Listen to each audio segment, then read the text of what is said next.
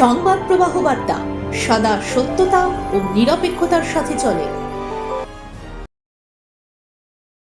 Office থেকে নিজের মুক্তির জন্য পঞ্চায়েতের ল্যান্ডফোন থেকে পঞ্চায়েতের তৃণমূলের উপপ্রধানের মোবাইল নম্বরে ফোন কুকুরের। হ্যাঁ, এমনই আজব ঘটনার সাক্ষী হুগলি জেলার গুপ্তিপাড়া ১ নম্বর পঞ্চায়েতের উপপ্রধান বিশ্বজিৎ নাগ। পঞ্চায়েত অফিস তালাবন্ধ করে বাড়িতে আসার পরই এই অদ্ভুত ঘটনার সাক্ষী হন বিশ্বজিৎ বাবু। জানা গেছে, সন্ধেবেলা পঞ্চায়েত অফিসে নিজের ঘর তালাবন্ধ করে বাড়ি ফিরেন বিশ্বজিৎ বাবু। তখনই হঠাৎ তার মোবাইল ফোনটা বেজে ওঠে। মোবাইলের স্ক্রিনে অফিসের ল্যান্ডফোন নম্বর। ফোনটা তুলে হ্যালো বলতেই কুকুরের কান্না শুনতে পেলেন বিশ্বজিৎ বাবু। সঙ্গে সঙ্গেই তিনি ছোটেন অফিসে গিয়ে দরজা খোলার পরই কুকুরটাকে ডাকতেই কুকুরটি বেরিয়ে যায় অফিস থেকে। এই ঘটনায় কার্যত হতবাক উপপ্রধান সহ পঞ্চায়েতের কর্মীরা। ফোনটা কি তাহলে কুকুরই করলো? নানা প্রশ্ন ভাবাচ্ছে তাদেরও। উপপ্রধান নিশ্চিত ফোনটি এসেছে অফিসের ভিতরে আটকে থাকা কুকুরের কাছ থেকেই। তিনি বলেন, যখন অফিসে বসে ফোনে কথা বলি কুকুরটি সব খেয়াল রাখত। হুগলির গুপ্তিপাড়া ১ নম্বর গ্রাম পঞ্চায়েতের বিদায়ী উপপ্রধান জানান, পঞ্চায়েতের ফোনটি হটলাইন করা আছে আমার মোবাইল নম্বরের সঙ্গে। কেউ রিসিভারে হাত দিলেও মেসেজ চলে আসে। পঞ্চায়েত অফিসের সামনে মোট ১১টি কুকুর থাকে, ওদের দেখভাল আমরাই করি।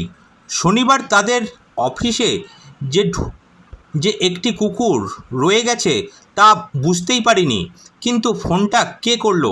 উপপ্রধান বিশ্বাস করেন কুকুরই রিসিভার থেকে ফোন তুলেছিলেন। উপপ্রধান সারমেয় কাণ্ডে যতটা মুগ্ধ ততটাই বিস্মিত অন্যরা। তারা শুধু একটাই কথা বলছেন, ফোনটা সত্যি ওই করলো? আর কুকুর কি তাহলে নিজের মুক্তির জন্য নিজেই ফোন করে উপপ্রধানকে? আর সেটাও কিভাবে সম্ভব? কিন্তু কল রেকর্ডেও পরিষ্কারভাবে শোনা যাচ্ছে পঞ্চায়েত অফিস থেকে যে ফোন গেছিল সেখানে কুকুরের কান্নার আওয়াজ। এই ঘটনায় উঠেছে অনেক প্রশ্ন। তাহলে কি এই ডিজিটালাইজেশনের যুগে কুকুরেরাও কি ডিজিটালাইজেশন পদ্ধতির সঙ্গে নিজেদের মানিয়ে নিচ্ছে আগামী দিনের জন্য? দেখা যাক।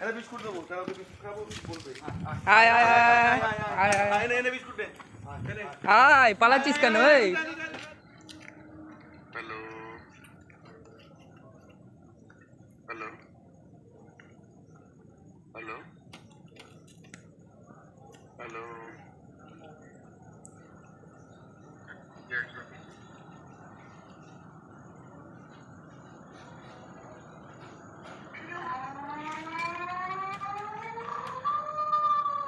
একবার না দাদা,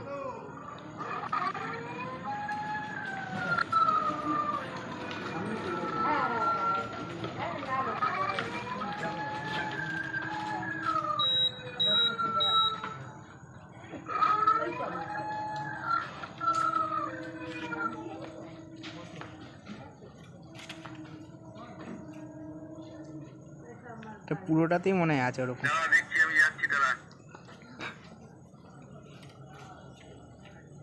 এতটা হলে গতকাল সন্ধ্যা 6:37 নাগাদ আমার কাছে একটা গ্রাম পঞ্চায়েত অফিস থেকে ফোন আসে।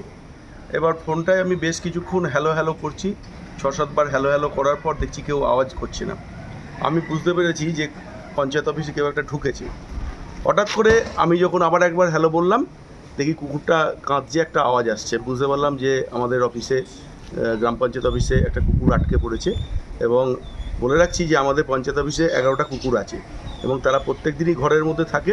তো কোনোভাবে ও আটকে যায়। আটকে যাওয়ার পর কি হয়েছে, আমাদের যে ল্যান্ডলাইন ফোনটা আছে ওই ল্যান্ডলাইনে হটলাইন নাম্বার করা আছে এবং সেখানে ও হয়তো ওটা কোনো কারণে পায়ের চাপে হোক, টিপে দিয়ে হোক, যা করেছে, কলটা আমার কাছে চলে এসেছিলো। আসার পর আমরা মিনিট 10-15 বাদে গিয়ে ওকে রেস্কিউ করি। কিন্তু আশ্চর্য হয়ে গেলাম যে ও ফোনটা করলো কী করে। এবং ফোনটা আপনারা ছবিতেও দেখতে পাবেন যে পুরো একদম যেমন মানুষ ফোন রেখে দেয় সেরকমভাবে ফোন রাখা হয়েছে, কোনো ফোনে।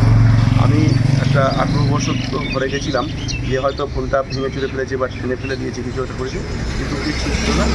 যেভাবেই হোক ও কোনোভাবে হয়তো আমাদেরকে রেগুলার ফলো করে, তো এতগুলো কুকুর থাকে, হয়তো আমাদেরকে ফলো করেই ও ভেবেছে যে এরকম একটা কিছু কাণ্ড ঘটিয়ে বসেছে।